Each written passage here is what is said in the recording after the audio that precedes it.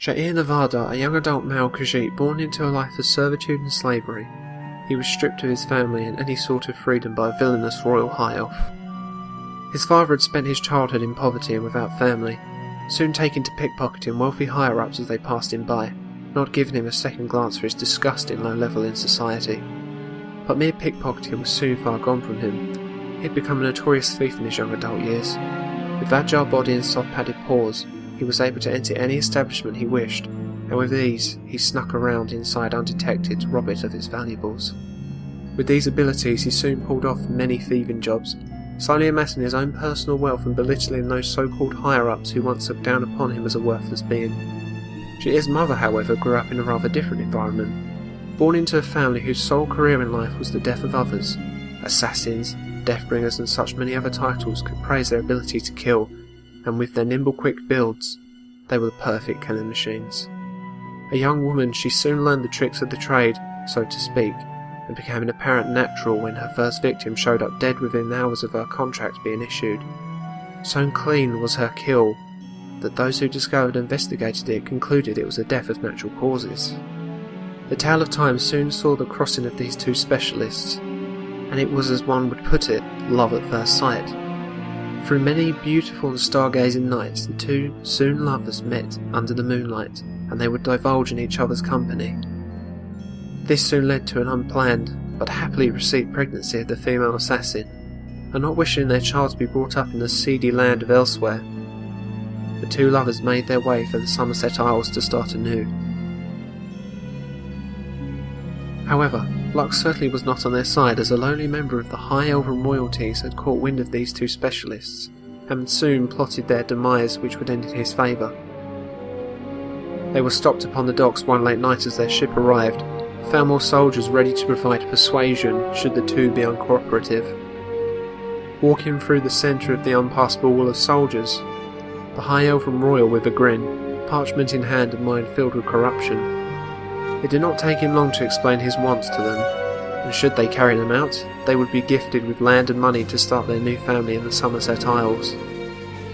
Reluctant though they were, they had no choice but to agree to the dark, deceptive high elf, and after the female's birthing of a young healthy Khajiit kitten, it was not long before they prepared for their voyage to Cyrodiil.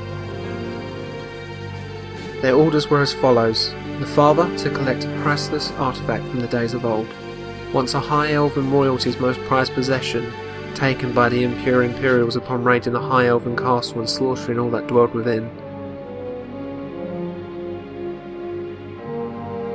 For the mother, her skills were needed to put an end to those of the lowly royals who dwelled within the large manor in which the priceless artefact was housed. This was most certainly not necessary, however the lowly elf wished the Imperials dead to spite their ancestors for killing his own. However, when the mother found the Imperials within to consist of a father, mother, two young children, and clearly another on the way as the woman's belly was swelled, she could not help but think of her own child just born, and how she would feel if that were her. Becoming a mother had changed her, and she refused to murder the innocent Imperials, but they had done nothing to deserve such a horrid end. By the time the father had met the mother with the artefact in hand, he saw her thrust her dagger into a now lifeless rabbit of the land. When he questioned her motives, she explained why she was doing so: to provide a dagger encrusted in blood. That was the order of the lowly high elf, so he could see his enemies had been put to the knife and killed. The father agreed with her reasoning for not murdering the Imperials, and within days they returned with the high elf's artefact and blood-encrusted dagger.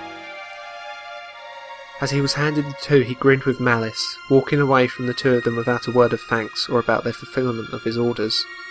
Instead, a group of Falmor soldiers drew their bows and forced the two onto a small boat, ordering them to make haste away from the Isles for their child's sake, which in layman's terms meant to keep him alive.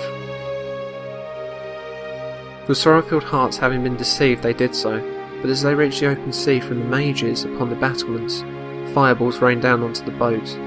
It was seconds before the wooden boat exploded in fire, flames roaring out in all directions as well as splinters of wood. Assumed dead, and to the lowly high elf's joy, the two were never seen of again, and with his artefact a new slave, the high elf couldn't be happier. As Sha'ir grew up a high elven slave, spun a web of lies by his master, told his parents had sold him to pursue their own selfish wants, and that he would forever be a slave to High Elves so long as he drew breath. As a young boy he could do nothing but comply, unable to muster the strength to break away from the chains of slavery. But in being a slave he learned much: how to cook by a High Elven chef to prepare his master's meals, how to create potions and identify ingredients by a High Elven mage to produce his master's ointments, and taught how to smith metals and wear heavy armour by an orc smith who had spent his life upon the Somerset Isles. Though he learnt mainly the basics of these skills, by the time he was a young adult of 21, it was enough for him to plot his breaking of those chains of slavery. This was only fuelled by the discovery of a ledger made by the High Elf. Reading it in secret, Jair soon discovered the truth of his parents. The lonely High Elf had made a mistake though. The pathetic, unintelligent beast, as he had described Jair often, was cunning and willing to bide his time to exact his vengeance. As time passed, he would collect the heads of plants as he was led down to the smith, using his quick agile hands to snatch them up before the guards would notice.